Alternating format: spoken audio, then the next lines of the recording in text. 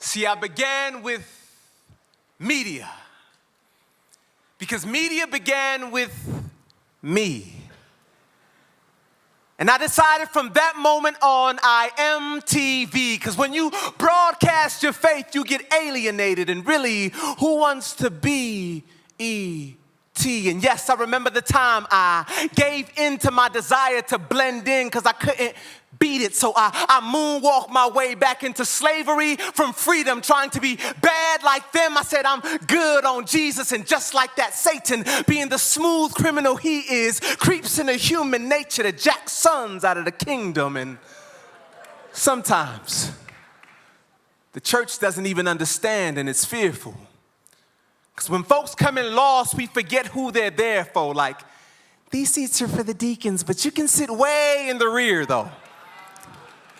Or when someone just gets saved and leaps in praise because they're cheerful, someone taps their nearest neighbor like, I told you he was a weirdo. And all my life, my focus has been on what he deems or what she deems, that I didn't have the time nor will to be redeemed. I needed someone to validate the thoughts that Satan parallel parked in my heart till I sought spiritualists who taught me that I needed to find myself. But even nature proves that the best way to know what something is to know what something came from. So it's apparent that knowing the parent is imperative. But my original parents were flawed, so I had to change parents, and trans means change. So I had to become transparent. Then God could see me through because he had to see through me to show me who I am in him. And God told me that the only place that I would ever need to fit in was his arms. And I could see that I was different because there was no difference between standing out and outstanding. And I am unique, and I am his seed, and I am a blood-washed child of his kingdom. And instantly I received it. So even when people believe that I'm fake, and I thank them, because one day I pray to be Christ's imitation. Yo, tribulations, I eat them for dinner.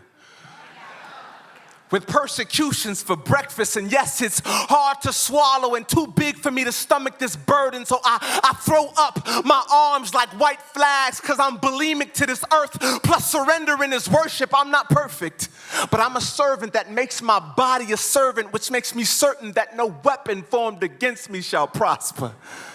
Hey, yo, to God, I'm a saint, but to Satan, I'm a monster. So when it comes to Lucifer head bruising, I said when it comes to Lucifer head bruising, I should be rocking a medal. I'm a man, but when stomping these devils, it's like I'm rocking stilettos. I'm the to God's heart. You're the to God's heart. We're the to God's heart. That makes us obviously special.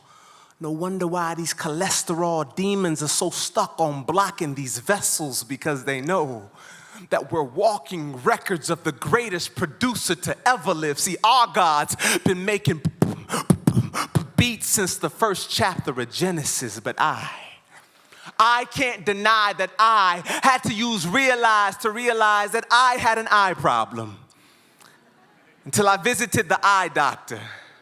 And he told me that I needed to cross out my me's, to cross out my eyes, and that I'd never be able to see life until I see life cross-eyed. I mean, cross-eyed, he changed the way I see. And literally became my Visine just to show me that without a drop of him, I burn. I mean, without a drop of him, I burn. And as a result, I've learned never to battle with my wardrobe, nor to cling like lint to the very things I use to clothe my self-esteem, but rather to acknowledge God And even though I may stink at life, he washed me and made me fresh to death. I said, even though I may stink at life, he washed me and made me fresh to death. Yes, I am fresh to death. Who cares what this world thinks of me? I'm so fresh that even if I died now, my soul would be like the sweetest aroma to God while my bones would be doing the Dougie. But trust me,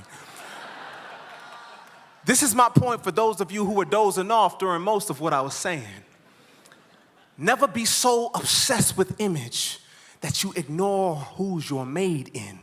So if anyone ever tells you that you only count if you fit in, they should be held accountable for teaching counterfeit in. But instead I say, for those of you that have been saved by God's grace and his favor, stop trying to please them because it's not their job nor place to embrace you. Look, I'd rather be an outcast now than get cast out later.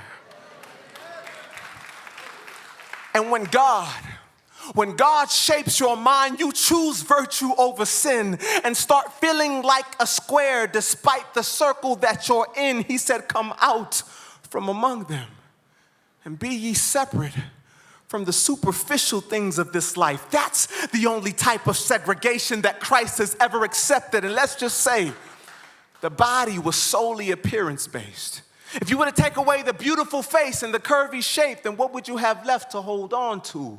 Nothing but a waste. So when I look into a mirror, instead of seeing my flyness, I simply behold the graceful skills of a magnificent pilot, recognizing that I was born like this to conform to his likeness, and that my only identity crisis was an identity crisis, my failure to see and identify who Christ is. See, my advice is plain. If you're like me and you're tired of trying to fit into this world, let's all pretend this is our fitting room and change.